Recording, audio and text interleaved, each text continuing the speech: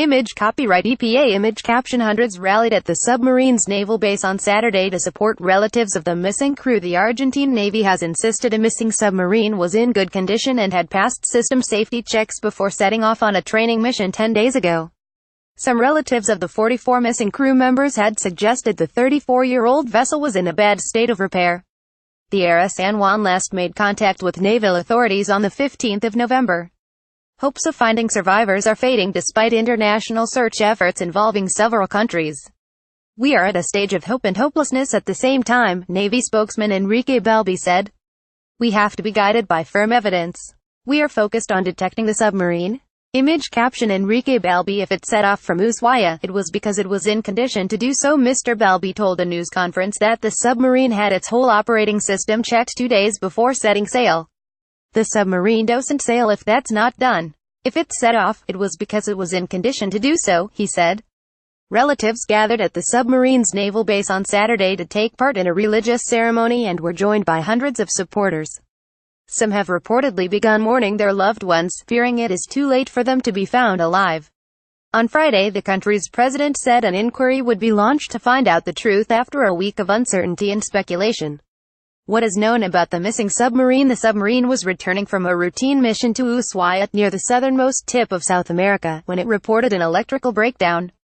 A naval commander said the submarine had surfaced and reported the breakdown, described as a short circuit in its batteries. The Navy said it then made further contact to say the problem had been fixed and the submarine would proceed toward its port. On Thursday, the authorities said an event consistent with an explosion had been detected by a nuclear test watchdog. The Vienna-based Comprehensive Nuclear Test Ban Treaty Organization (CTBTO) said an abnormal, singular, short, violent, non-nuclear event was recorded in the South Atlantic. The U.S. also reported a hydroacoustic anomaly hours after the submarine went missing, close to its last known location.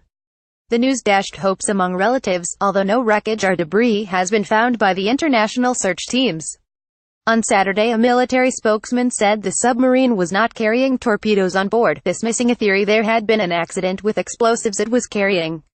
Who is looking for it? Image copyright AFP Getty Images image caption Russia suffered the loss of its Kursk submarine in a disaster in 2000, when all 118 on board died. On Saturday, Russia joined the operation, deploying one of its largest aircraft on Friday night with specialist equipment on board. Its unmanned submersible, known as the Pantera Plus, can conduct sonar scans up to a depth of 1,000 meters (3,281 feet). Russia also has a scientific exploration ship on the way from West Africa. The U.S. Navy also deployed unmanned minisub vehicles to join the search. The UK, Brazil, Chile, Norway, Germany, Canada, France, Peru, Colombia and Uruguay are also helping to try to locate the vessel.